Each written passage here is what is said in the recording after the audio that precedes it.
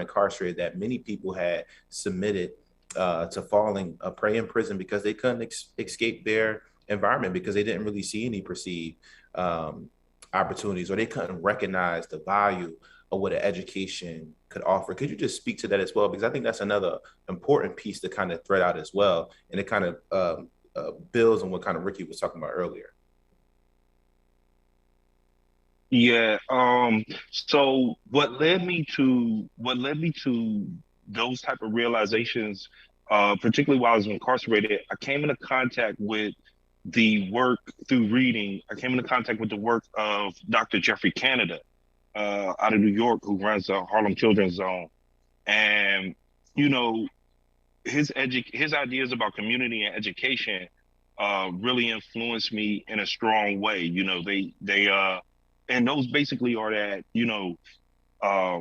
the community and the children in the community and the parents in the community have to approach education as a unit, as opposed to the model of parents sending their children to school, as Ricky spoke about, people delivering their children to the educational system. When there's a unit of a family and a community involved in that process, there's more support for the children and the young people that's engaged in education. And there's also the really not just support in a sense of like materially, but there's support in a sense of like esteem and pride, that there's more motivation to succeed educationally. I would liken it to, as Ricky spoke about, athletics. He alluded to, the athletic system. There's a tremendous amount of motivation for athletes to pursue their dream of playing professional sports, because that is promoted and that is really pushed. But there should be equal, or in fact more, support for young people that want to be educated. And that type of morale has to come from, parents and community members, who really push that message, constantly, and just drill that message into the hearts and souls of children, particularly Black children, that, education is something that is so invaluable, you know, in so many different ways, particularly financially, particularly having a knowledge in oneself that one can achieve anything one puts one's mind to. That starts through an educational process. And that confidence is there through an educational process. So and also in building self-reliance, which is similar, if not the same thing. With that said, I would also say a couple realities kind of hit me while I was incarcerated.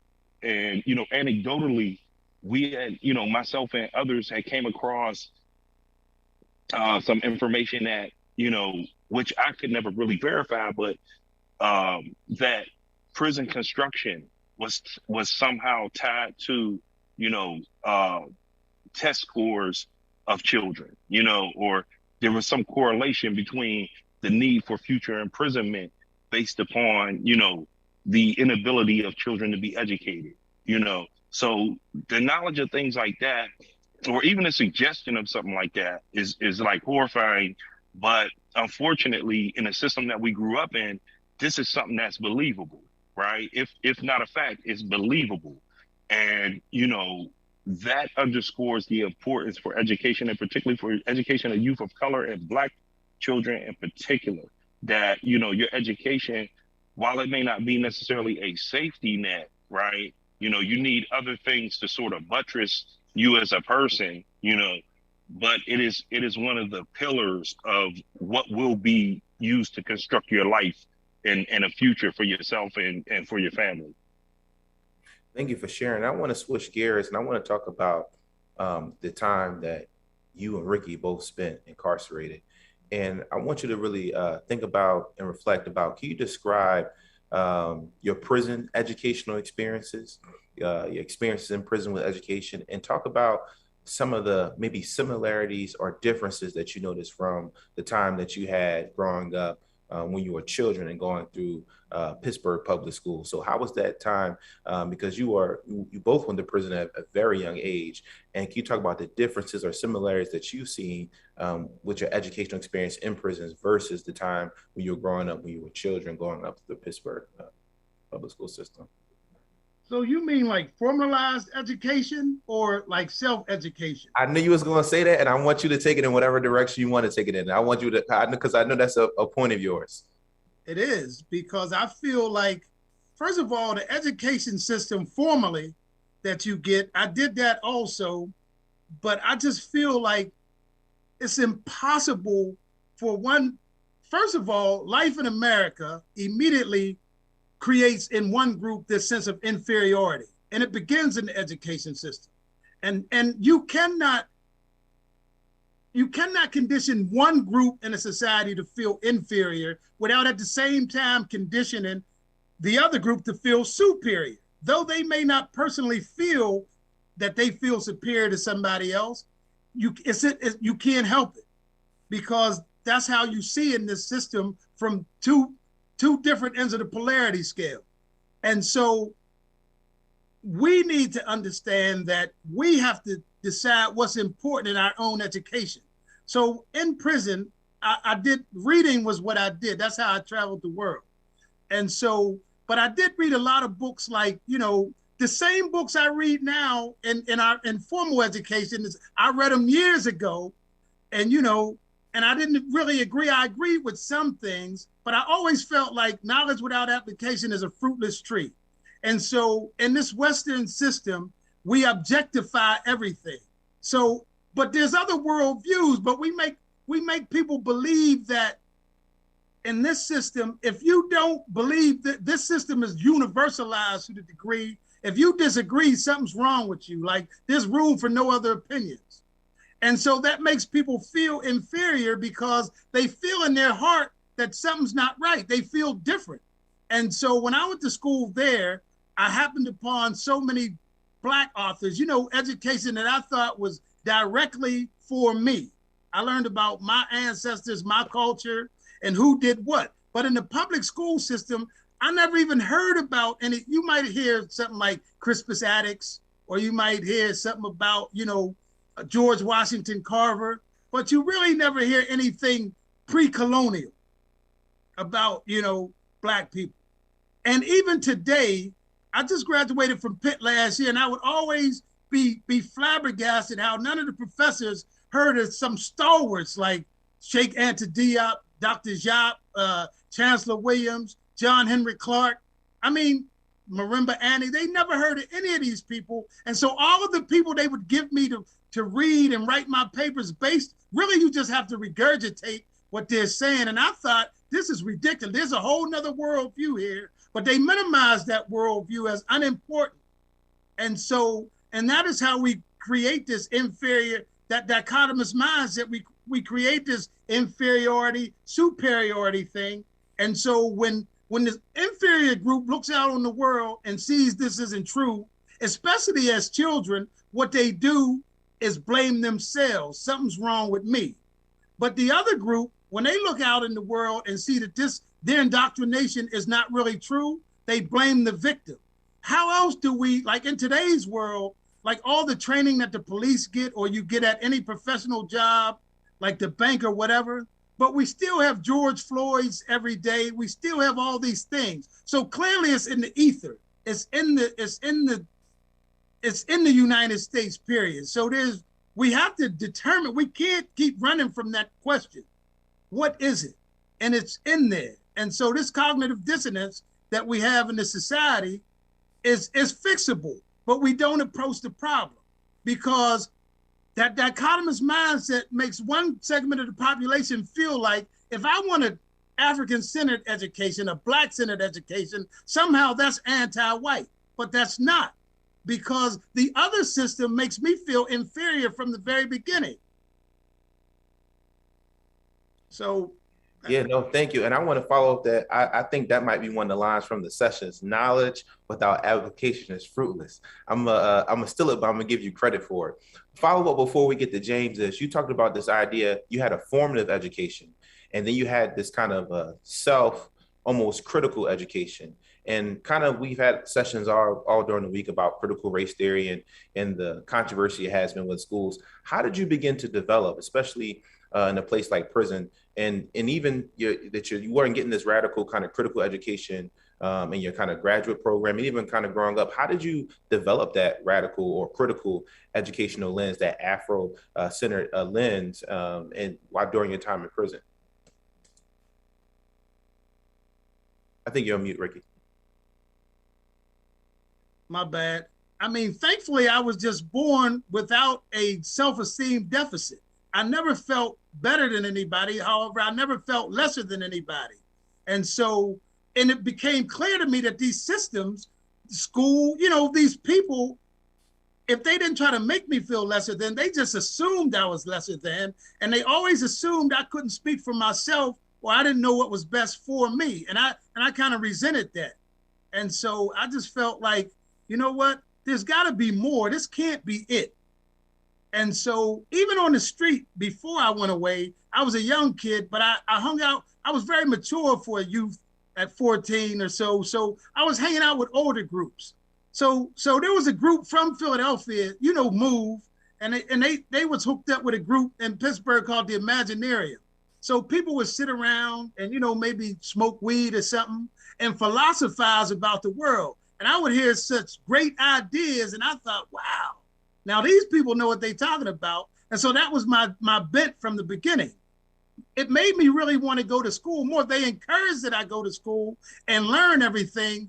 And, you know, as a kid, we also studied martial art. And it was like the way to know the way of the snake is not to be bitten. So we would consider the system as the snake. So we had to learn that, not to be bitten by it. Rick, if you don't stop talking, I'm gonna have to start taking all these lines from you. So I'm writing them all the way down. It's always a pleasure. James, you've done a lot, had a lot of experience in prison, and one of the things I always thought was interesting is that you already had a high school diploma, already had formative education before you were incarcerated, but you had a whole litany of experiences in prison. Could you talk about the educational experiences you had in prison, and also talk about some of those similarities and differences that you've noticed?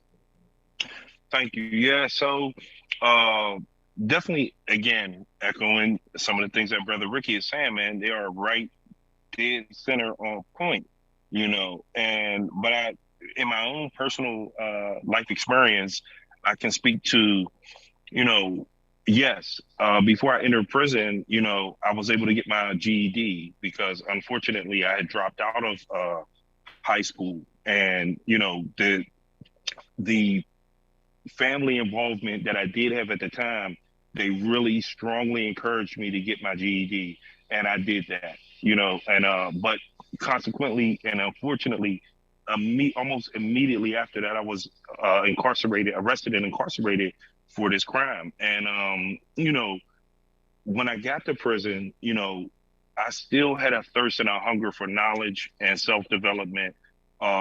Again, because I didn't see myself as educated, you know, I see myself as having, you know, the bare minimum of, you know, what would qualify as education on paper.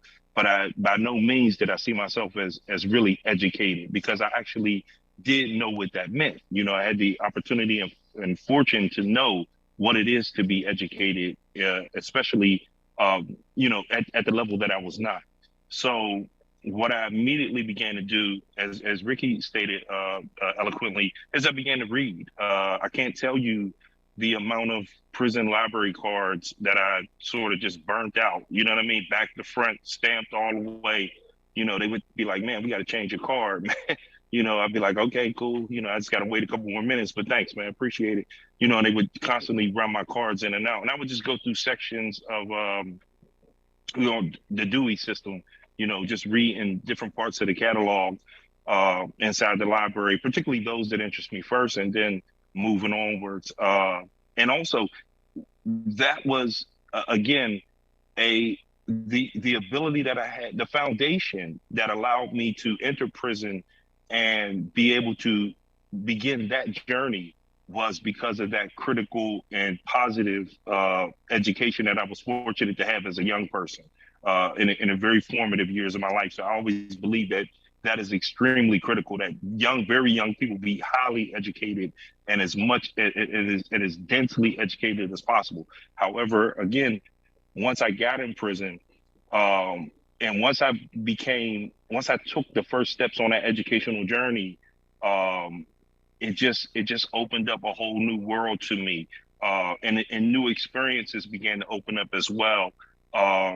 So as a participant, I was able to engage with, and this is at Graterford Prison, outside of about 25 miles outside of Philadelphia, a very unique place, albeit a prison and a penitentiary, but the philosophy of many of the administrators and the philosophy of many of the prisoners, particularly the senior prisoners, was very progressive, and progressive in the sense of, it wasn't a purely progressive place, because it was definitely a United States penitentiary with all the, stereotypical actions, behaviors, and beliefs inside of it. But there were some key progressive people in position that allowed for many positive things to happen. Particularly, Villanova University was engaged in running a program within the institution. Temple University was engaged in running a learning program within the institution. There was an organization called Books Through Bars that was sending books within the prison when that was permitted. And also that organization, and I'm glad to say that I was instrumental in helping them develop a college level course for distance learning within that prison and all around the state as well. So that would allow persons such as myself, prisoners, to have a college level learning sort of through the mailbox, regardless of where they were at, whether they be in solitary confinement or whether they be in general population. And so those are just a few of those are just a sprinkling or highlights of my personal educational experience. But I mean, it runs very deep, particularly at the 22 years I served at Graterford Penitentiary. And I can just think of so many things. There were so many committed peers, as Ricky said, older people, but in prison that would translate to, senior prisoners. And these were gentlemen who were pursuing their own educational experiences for personal development, for personal transformation, in the hopes that this would increase their chances of parole and commutation for release. And also, as a sense of pride that, they would try to do this thing that would take away the shame of their incarceration for their own families. So, all those things were real. And those individuals were responsible for creating many of the opportunities in partnership with the progressive members of staff.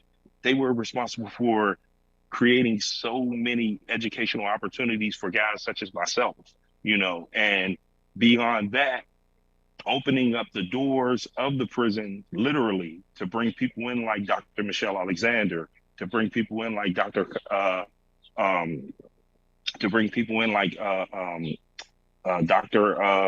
forget his name, Dr. Cornell West. I think it's Cornell West.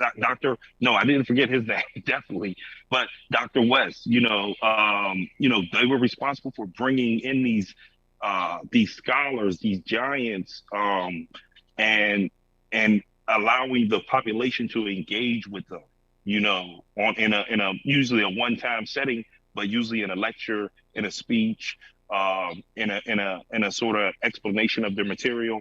And even lesser known people. I remember one Villanova alumni lecture series for one semester where a financial advisor was brought in. And this was an individual who had managed millions of dollars for various clients. And he was educating us on financial literacy, from everything from the basics of credit to investing, so to have those type of experiences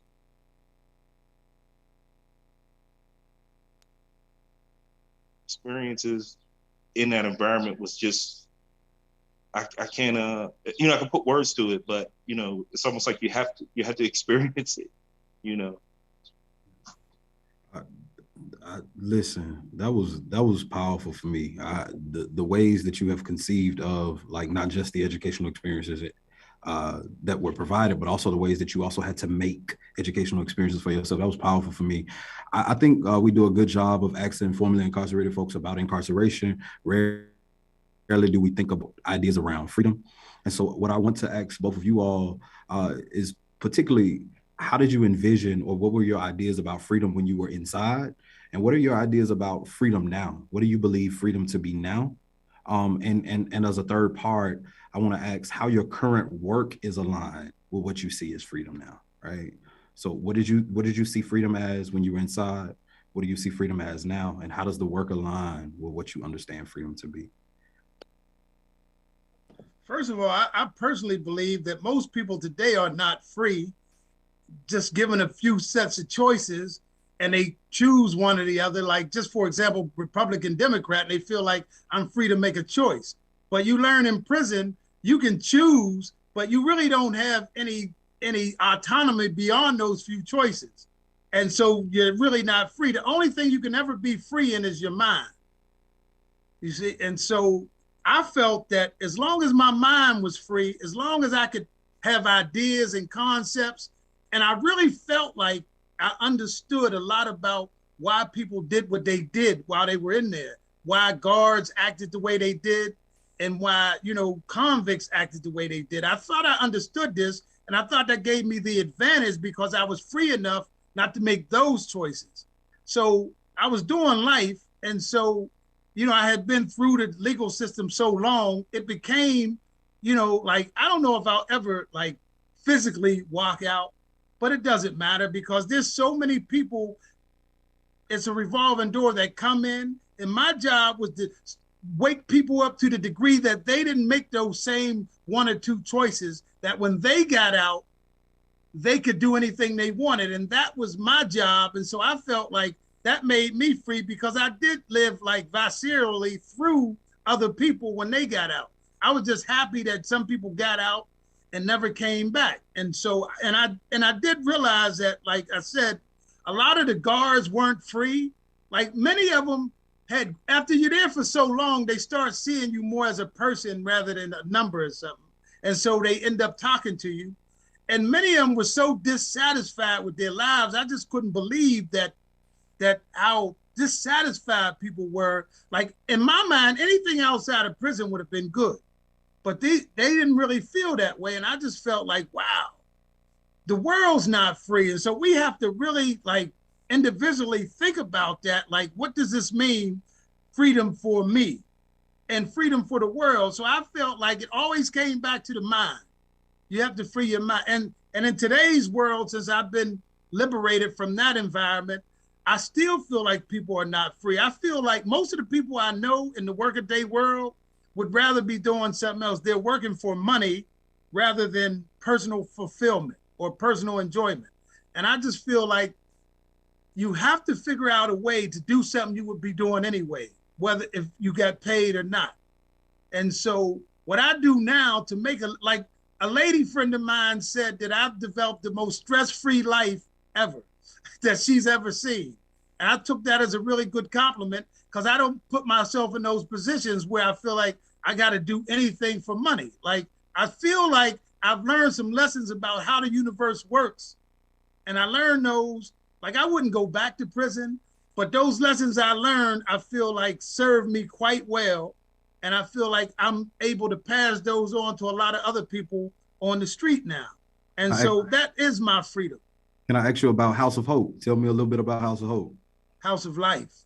House of Life. Tell me about House of Life. Right. So there's a House of Life is a group of formerly incarcerated men for the most part. We partnered with Duquesne University and the think tank, EBTT think tank, and we created a nonprofit called the House of Life. And what we want to do is formerly incarcerated men, or if not formerly incarcerated, people that just need some type of guidance or mentorship, leadership. So what we try to do is just help people figure out who they are and what they do best. Because when you get out of prison, you got all these well-meaning folk and they try to just put you into a box. Well, here's what people get now. They hire former convicts over here and they hire them over here. And so they limit choices once again. Like personally, when I got out, I had a job, but I decided I wanted to go back to school. And the parole person was like, well, you overreaching. We don't really like school. You need hours. You need to work. And I thought, no, because wherever I'm trying to work, they keep saying I don't have the credentials.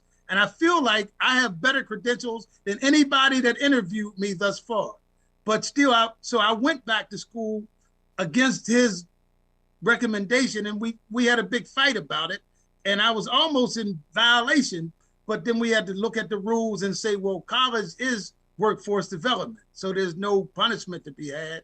So I went back, and it was I felt like I was in prison in terms of all these young people now, and they're in this learning environment supposedly, but many times I felt in conflict with maybe the professor. I started at CCAC, community college, and I just felt like many times the younger students, like when the professor is expounding upon this or that, or there's answers or there are papers to be read, they would look at me for confirmation of an answer.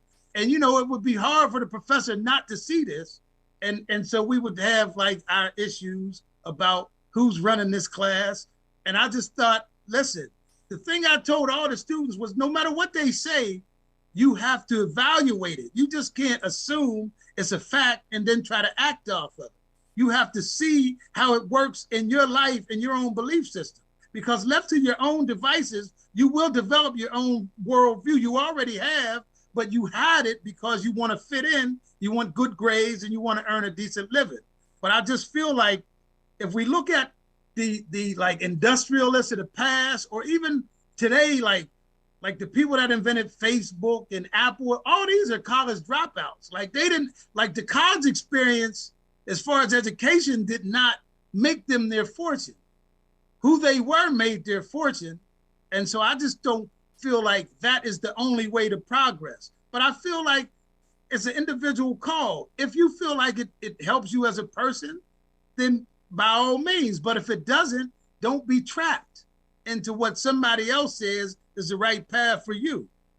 And I feel like we all have to understand that we have gifts and talents that many times the education system does not bring out. So we need the freedom to believe in ourselves.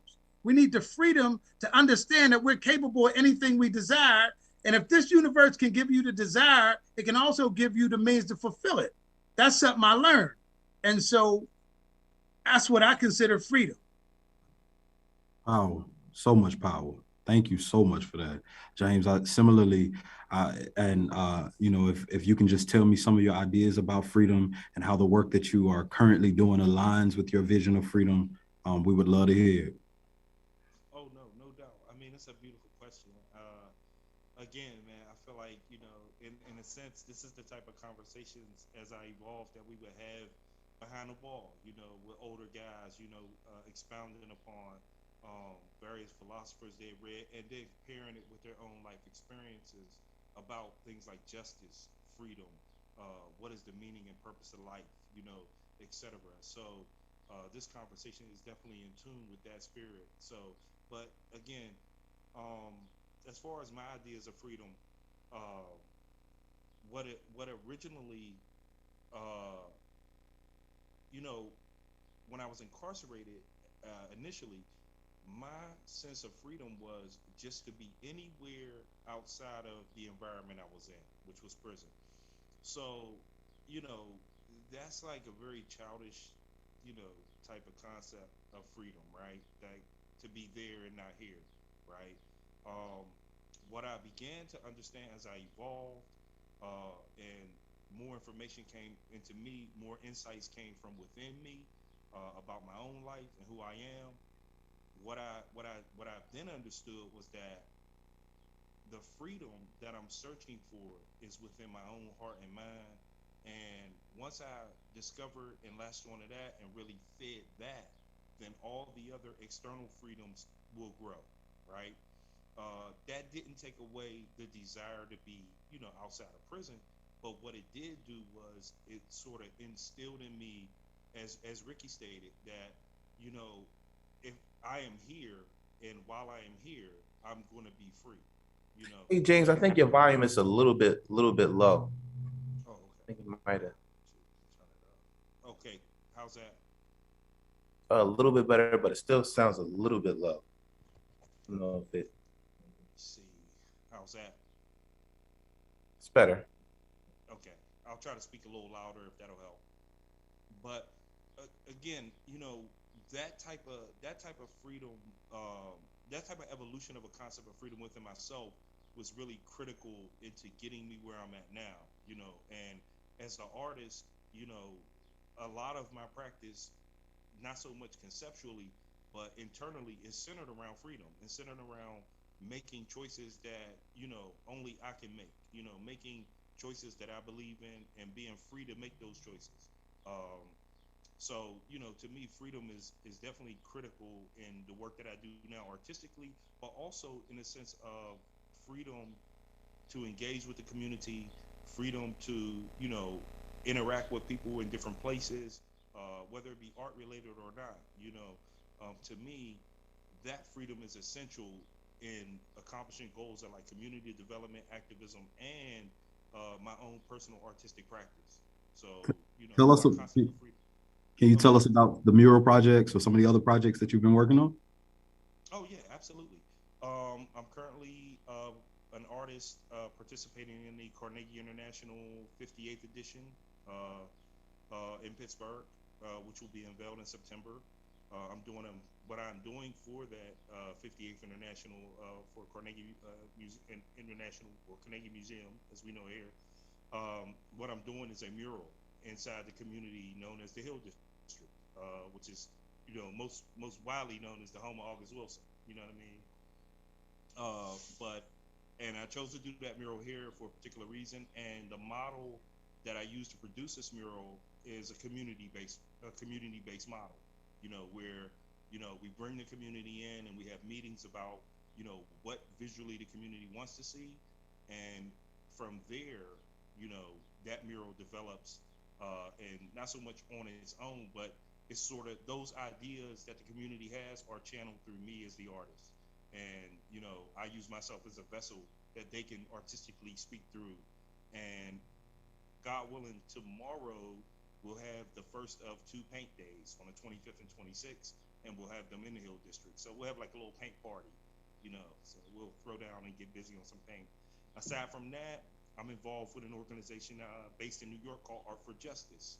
And Art for Justice is an organization that is socially progressive and supports formerly incarcerated artists as well as social causes that impact the Black community and LGBT community as well as the Hispanic community, etc.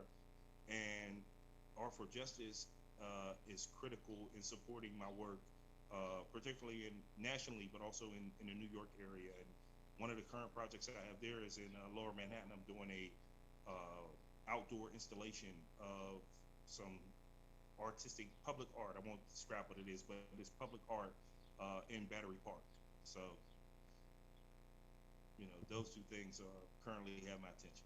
So it's so much power in both of you all's public facing work, so much power in your individual work.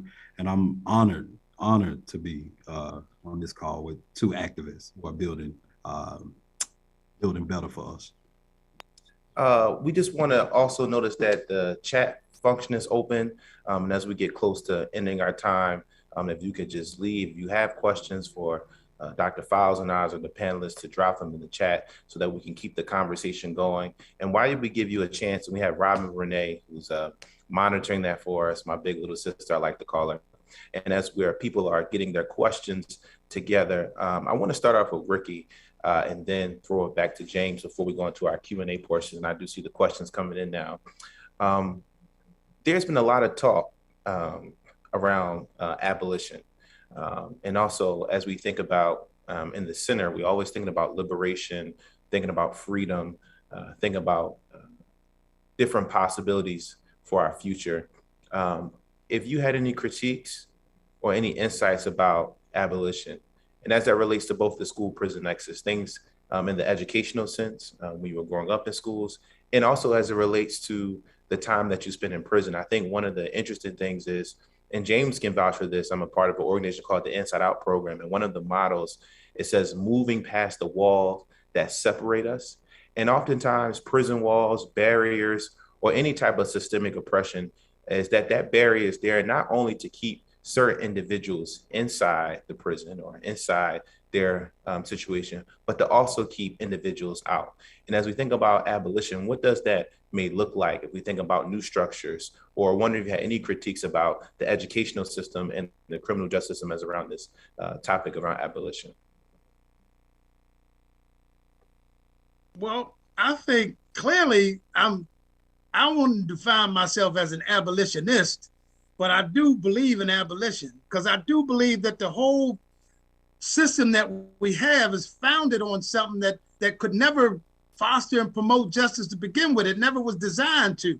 And in systems theory, we learn that a system can only give you what it's designed to give you. If not, it's malfunctioning. And so the system is not really malfunctioning from its design standpoint. So clearly something must be done. But we reached a point in our evolution of this society that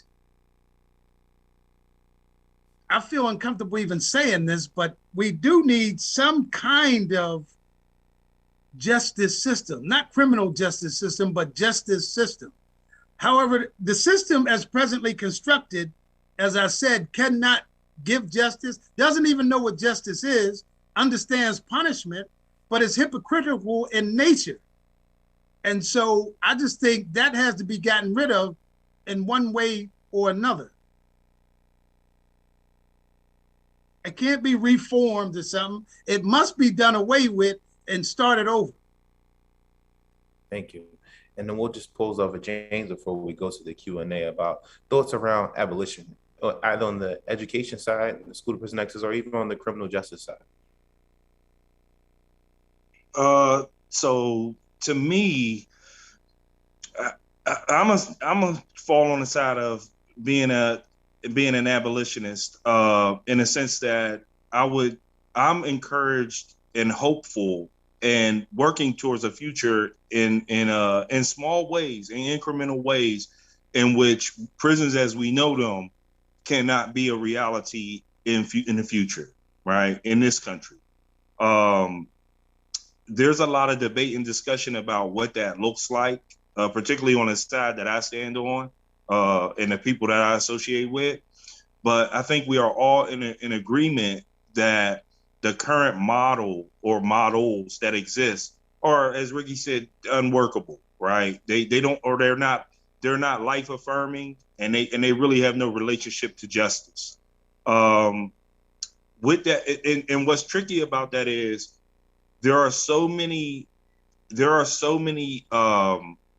exceptional stories, and these exceptional stories the negative of these exceptional stories of people who are able to transcend and move beyond their carceral experience, they kind of reinforce or give the false impression, false positive, that there are positive aspects to the carceral system that we currently have.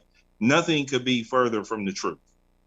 So again, I would say myself as an abolitionist, the one critique that I have of the abolitionist framework or the various frameworks is that there needs to be communicated in a massive way, right?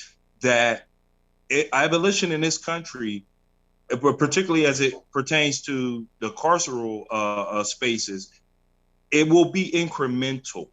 It will unfortunately be incremental, because what has to happen over these periods of time is that the minds of many people have to change, and that's not just opponents of abolition. That is people currently within the carceral system, that unfortunately are part of a culture that helps the cultural system thrive. So many minds have to change. Many people have to become redirected and refocused on something more life-affirming and something more positive, So to me, that necessitates that abolition in whatever framework will be incremental, the negative of that is there will be tremendous damage done in that long-term process. But, it seems as if that is the reality that we're confronted with. Thank you. And I think we have a question in the chat, and please feel free to leave your questions in the chat. And one of the questions is for the panelists, and they would like the panelists to talk about their experiences with the system, and do they feel they are similar or different from what incarceration looks like today? And has anything changed? So your experience with the system, are they similar or different from what incarceration looks like today? And has anything changed? Well, the more things change, the more they stay the same, because Black people were incarcerated into the country. Let's not forget about that. And when Yahya says something like minds must be changed, how do they get changed? What creates this thing anyway, except an indoctrination period? And so we have to create a new indoctrination, because the systems we have, like the mentality comes first, and then comes the system that mentality creates. And so the mentality must change. So all the systems we have were created at the height of white supremacy and at the height of slavery and these kind of things. So these are the systems that kind of mentality would create. So we need systems created by people today who perceive a different reality than their ancestors saw, and cause them to create those systems. We need different systems today. And that's why we can't continue in our education system to rely on like your same old Kants and your same old Freuds and your same old Maslow's hierarchy of needs, because these people were writing and studying at a time when white supremacy was at its apex. It's no longer at its apex. And so we can't continue to propagate the same ideas created from that apex. That's how I see it. Whew, say that. And James, you want to talk about your experience, anything that you similar, different from what incarceration looks like today, if anything has changed? Well, I can't say, that's a great question. But I'll say this. I was incarcerated as recently as 2019. When I was released, thank God, from prison, but when I was released, there was an immediate culture shock. I was released and traveled to Philadelphia before I could return to Pittsburgh, and to be in a almost a human desert in a lot of ways of experiences, and then to be thrust back into society, just full blown. That was a tremendous culture shock. Fortunately, I was equipped to handle a lot of it.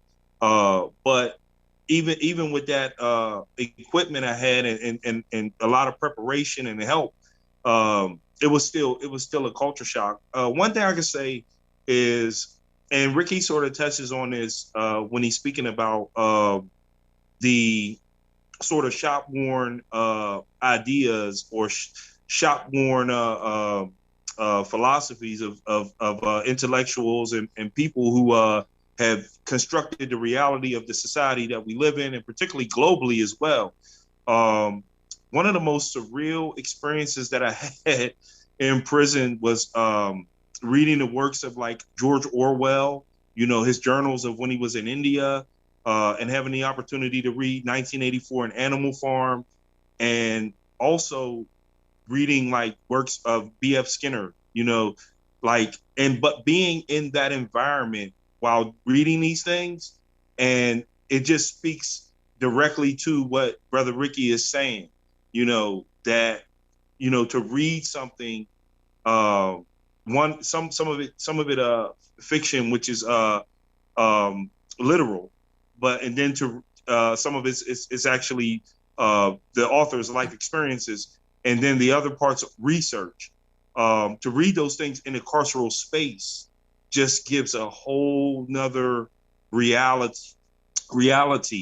to what it is socially we face in this country as poor people, as Black people, as Black men, it really brings home, you know, in a visceral way, it really sort of infuses those things within your very body, you know, to have the lived experience and then have your mind stimulated by those very ideas, which confirm that lived experience. So Yeah, I don't know if that's a great answer, but, you know. no, it's a great answer. I want to leave it to you both as we close before 4 p.m. for final remarks. One of the things that as I kind of went into prison, and I know James, we spent a lot more time than Ricky. One of the things is oftentimes when we're in the prison and you had a death by incarceration sentence that you were relegated to die in prison.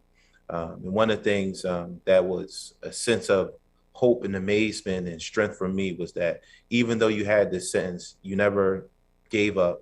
You never gave up hope.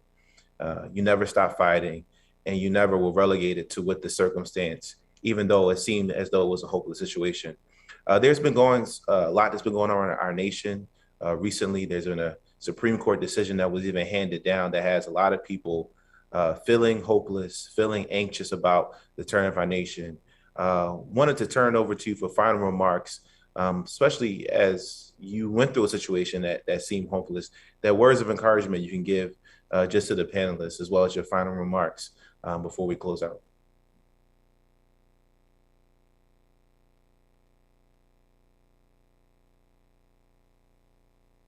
I don't know if you want me to go first, but I will. Okay.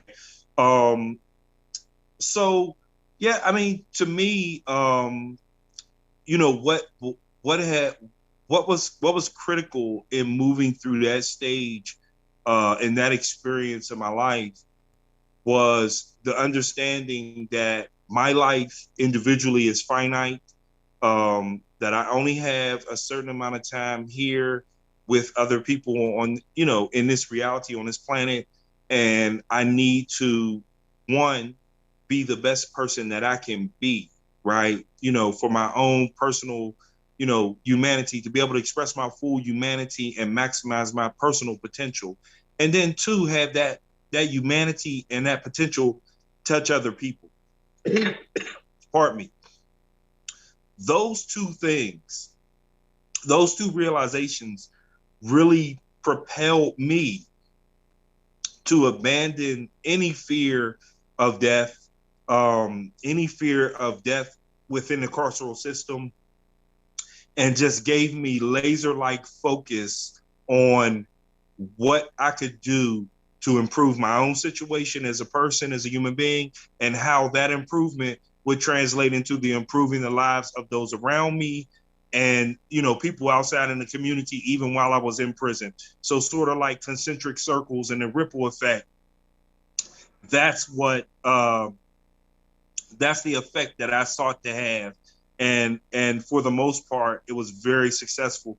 And it also, it sort of refueled my ability, it continuously refueled my ability to not give up hope, you know, but it started with me confronting and understanding that, you know, we are here and we're blessed to be here for a short amount of time. Life is very beautiful, but it can be very short. And, you know, the realization of that should make one want to maximize their potential, maximize their human potential, and maximize the impact that they have on other human beings around them. And so that's what it did for me. And that was critical in pushing me through that experience. And even now that those principles guide me as I move through life, you know, quote unquote, on the outside. So. Thank you. And similar question, but maybe a little twist. Ricky, you alluded to earlier how much time you spent with the MOVE members, how much time you spent with individuals who are giving you tools for freedom, tools for liberation. Could you share some of those insights and thinking about what tools or what things we can use kind of in the face of adversity that we find ourselves now to help us move forward? Well, for me personally, there was a time of realization that a certain segment of the society who had never had their humanity called into question could never really relate to another section of the society who had never had their humanity afforded to them in the first place. So there's a diametric opposition, you know? And so My position was to find, respect, and love my own humanity, and then try to extend that outward. And so once I was able to find my own humanity, and so I would not sink down into things that were lesser than me. And many times, you know, people think prison is full of like leaders and really strong people. Prison is full of followers. And many times in prison, when you develop that type of attitude, you almost become outcast. Like people feel like, what do you think, you better than us? You in here too, you a convict too. And the guards would feel the same many times, like, wait a minute, you're a convict, as if that automatically placed you in a lower position. And I felt like, no, understanding my humanity is no different than yours, I can't be worse than you. And so I will do nothing that would stain my own humanity. And then I would try to push my humanity outward to other people. And that was my philosophy for a long time. Still is, actually, but it's not as important today because we don't live so closely on the outside as you do with people in prison. Thank you so much. And there was one question we wanted to lose to the chat before we turn over to Dr. Dancy. There was a question that we can talk about the readings about how Black boys are viewed in a dehumanizing manner before they're even in the criminal justice system. Dr. Dancy, who's the visionary for CUE, he has a piece on, it's called The Adultification of Black Boys, What Educational Settings to Learn from Trayvon Martin. And that was in Trayvon Martin, Race and American Justice. There's also a reading from Varner et al. That talks about the understanding, dismantling, and disrupting the prison pipeline. And also these links are in the YouTube chat, but I just wanted to acknowledge them in person. And lastly, Goff and colleagues in 2014 wrote a piece called The Essence of Innocence, Consequences of Dehumanizing Black Children. We want to thank everyone for tuning in with us on our plenary session about the School to Prison Network. I want to thank my co-moderator, Dr. Martez Fowles, as well as my amazing panelists, James Yayahu, and as well as Ricky Olds. We really thank you for taking this time out. And without further ado, we'd like to turn it over to the visionary of CUE. He needs no introduction, Dr. T. Elon Dancy II. Thank you, Jawan and Martez, for moderating our final plenary. And our thanks to James and Ricky for their time and intellectual labor that helps illustrate the carceral state that shapes our lives and that shapes our educational settings. Thank you both for bearing witness and allowing us to learn from your lives. Although we have a bonus limited seating rest and activism session tomorrow evening, this ends the general plenaries and workshops that have shaped CUESEF 2022. On behalf of our School of Education's Center for Urban Education team, I thank you for engaging what I believe were rich, beautiful, challenging, precise, inspiring, smart, and unflinching offerings aligned to our theme of education for local and global liberation. If you are new to our school's Center for Urban Education's events, our mantra is learn, share, and transform. Learn speaks to our educational research and study of knowledges for power and change. Share speaks to our commitment to resource exchange and mutual aid. And transform speaks to our commitment to a principle of education as a practice of freedom and a commitment to collective praxis in pursuit of this vision. If you are inspired to continue studying and organizing around education justice, consider keeping in touch with us. We organize events all throughout the year with our collaborators. Take a moment to go to our website cue.pitt.edu, that's cue.pitt.edu, and click Contact on our main menu to receive information about our events. While you are there, learn more about us, what is upcoming, and read our newsletter. We thank our colleagues in the Center for Urban Education and the School of Education, our faculty, staff, and students whose labor enable this event every year. We give special thanks to Fantasy Zellers, our CUESEF 2022 producer, and her Bounce Limited team for the hard and careful work of live producing the event. We are grateful to our thoughtful moderators and student chairs supporting conversation in every session. We thank the Kyle Duarte Company for providing more inclusive American Sign Language. We thank our visual artist collaborator, Morgan Overton, and we thank DJ Selecta for supporting our learning with the dope mixes that truly took us on a musical journey this year. We are grateful to our sponsors, Duquesne University School of Education, University Council for Education Administration Center for Educational Leadership and Justice, the Temple University School of Education in Philadelphia, and the University of Pittsburgh School of Law. And finally, again, thanks to all of you for your attendance and energy in this forum, for your engagement of each panel's ideas, for asking questions, and for reacting in our chat. If you have missed any of the forum, no worries. All sessions will be available on our YouTube page. Share them, study them, and discuss with others. Continue in a vision of learning, sharing, and transformation. Take good care, and please keep in touch. DJ Selecta, take us out.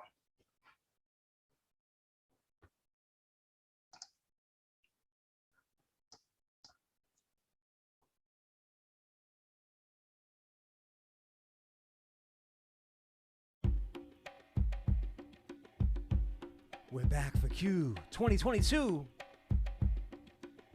on the final happy hour vibes. Closing it out. I know you know this one. It's a classic. One time.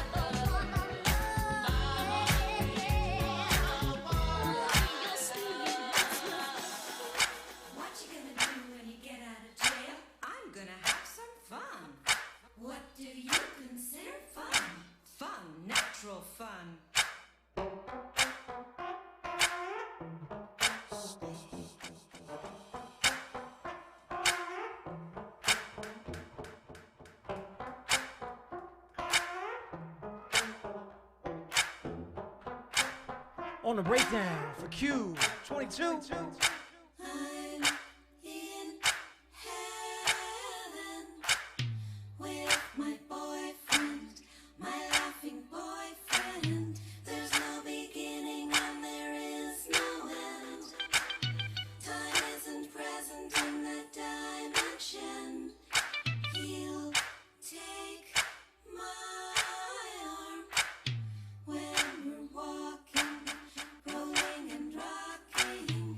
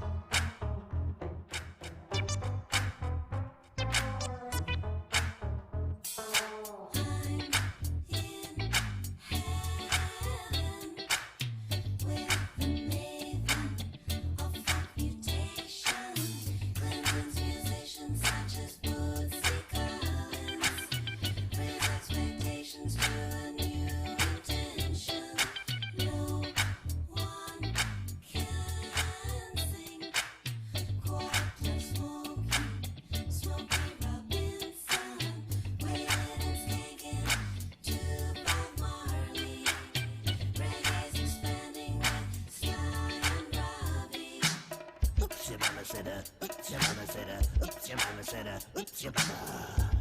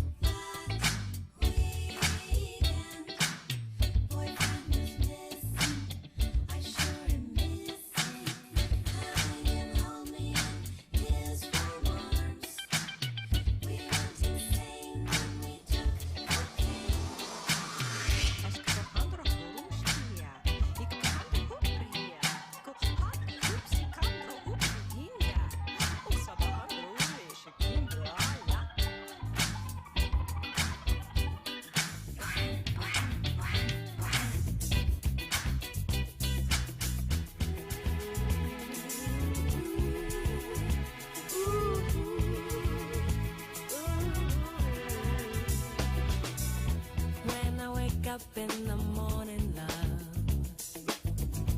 and the sunlight hurts my eyes, and something without warning, love, bears heavy on my mind.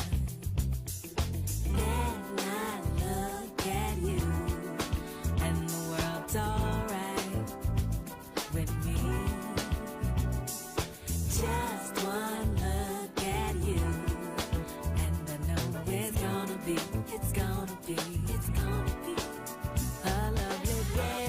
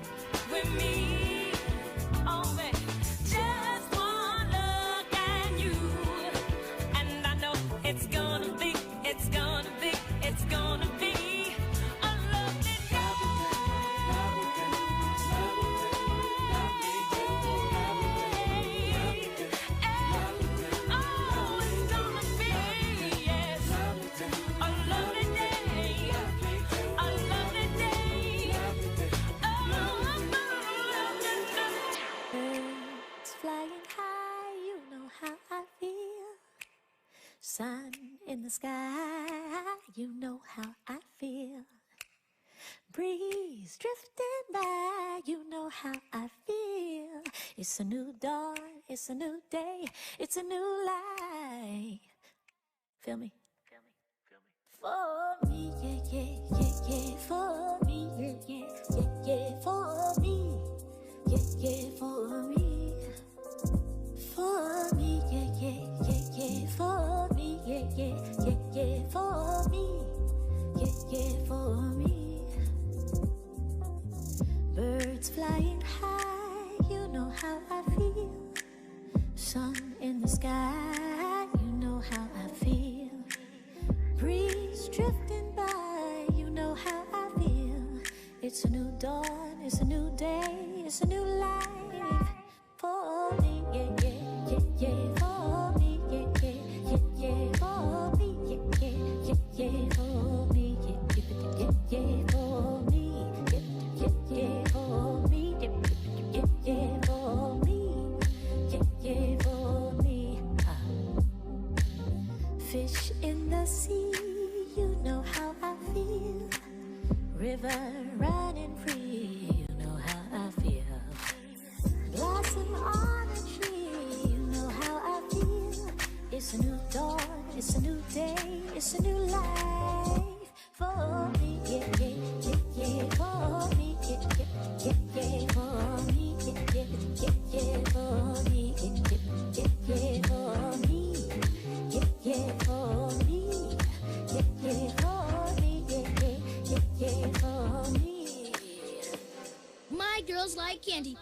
candy tree. She knocks me high up off my feet. She's so fine as can be. I know this girl is just for me. Candy girl, oh my world. You look so sweet. You're a special treat. Candy girl, all I want to say, when you're with me, you brighten up my day. All I know, when I'm with you, you make me feel so good, through and through. The way you walk and the way you talk, you always look so good. You make me forget my thoughts. Do you really love me? Don't you really care? Don't you really care? Do you really need me? Do you really need me? The way you always be there. Every night and every day, I'm always thinking of you in every way. All I know, when I'm with you, you make me feel so good, through and through. It's been a long time, I shouldn't have left you without a strong rhyme to step to. Think of how many weeks shows you slept through. Time's up, I'm sorry I kept you thinking of this. You keep repeating your miss the rhymes from the microphone solo with. So you sit by the radio, hand on the dial soon. As you hear it, pump up the volume. Dance with the speaker till you hear it blow. Then plug in a headphone, cause here it go. It's a four-letter word when it's heard to control your body to dance. So dot text a tempo like a red alert. Reach your reflex and let it work. When this is playing, you can't get stuck with the steps, so can say, and I'ma still come up with a gift to be swift. Follow the leader, the rhyme will go deaf with the record that was mixed a long time ago. It could be done, but only I could do it. For those that can dance and clap your hands to it. I start to think, and then I sink into the paper like I was ink. When I'm writing, I'm trapped in between the line. I escape when I finish the rhyme. I got soul.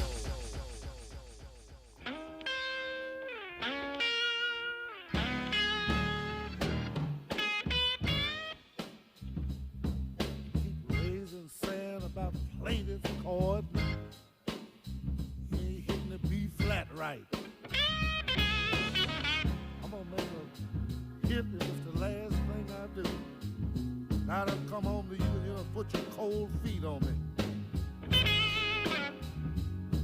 Get up and warm your feet, woman.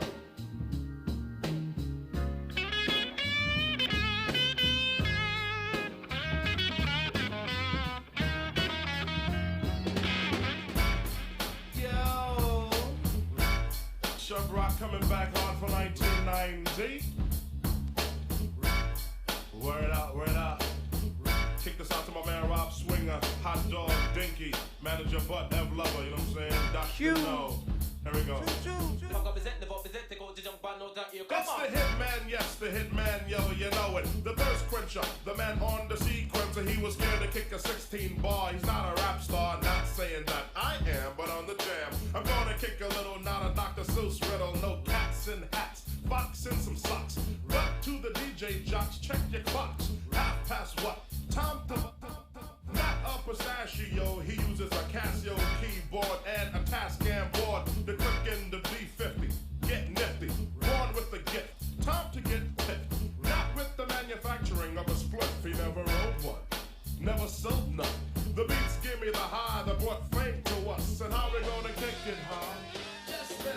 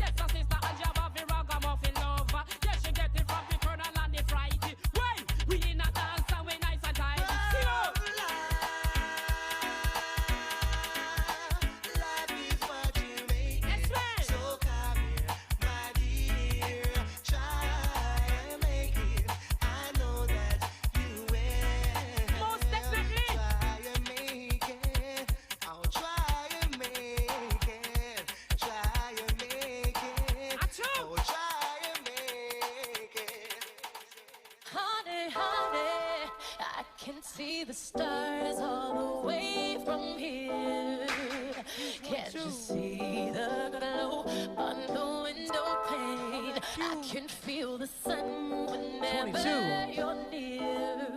End of the week wrap up. Time you touch me, As I we just rock melt on. away. Everybody asks me why I'm smiling out from ear to ear. But I know, nothing's perfect, but it's worth it after fighting through my tears. And finally you put Dance on the stage, man. You remember. You're the one I love. You're the one I need. You're the only one I see. Come on, baby, it's you. You're the one that gives your all. You're the one that always call when I need you. Make everything stop. Finally, you put my love on top. Ooh, come on, baby. You put my love on top, top, top, top, top. You put my love on top. Ooh, come on, baby. You put my love on top, top, top, top, top. My love on top, baby, baby. Now I can feel the wind whipping past my face as we dance the night away. And boy, your lips taste like a night of champagne as I kiss you again and again and again and again. Everybody asks me why I'm smiling out from ear to ear. But I know, nothing's perfect, but it's worth it after fighting through my tears. And finally you put Dance on the stage, man. You remember. You're the one I love. You're the one I need. You're the only one I see. Come on, baby, it's you. You're the one that gives your all. You're the one that always call when I need you. Make everything stop. Finally.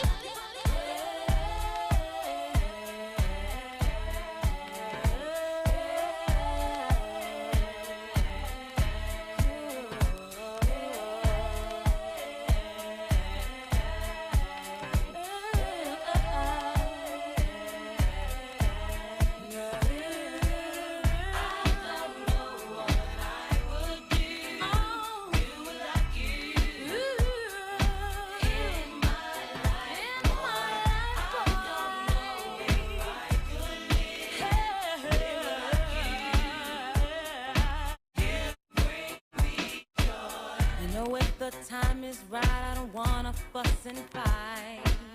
I just wanna let you know I'm feeling good tonight. I want you to take my hand and promise you'll be cool, because I know you like the way that I'm moved. Oh boy, you bring me joy.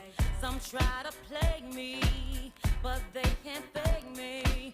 Oh boy, you got it going on, and you make me happy, so very happy.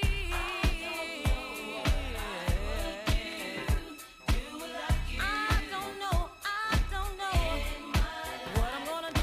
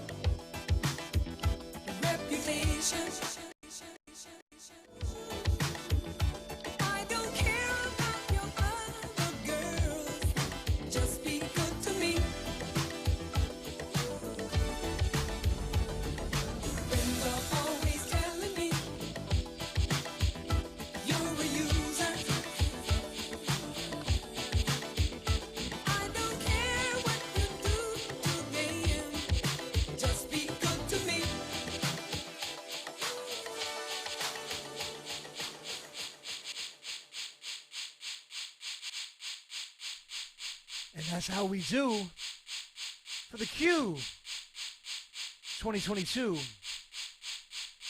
Super shout outs to Dr. Dancy, Dr. Kinlock, the head of Q and the dean of the School of Education, respectively, right here at the University of Pittsburgh.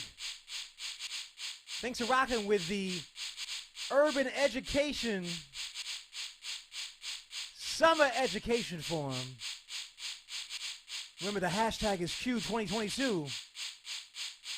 I want to thank all the participating professors and universities from coast to coast, city to city, state to state for participating and sharing the knowledge. And thanks for rocking with me. My name is Selector. You can catch me online. Selector720 on Twitter, Twitch, Facebook, Instagram. It's been a mega blast. Until next time, peace and blessings. Another. That's right. Rick the Ruler presentation. Crumbs.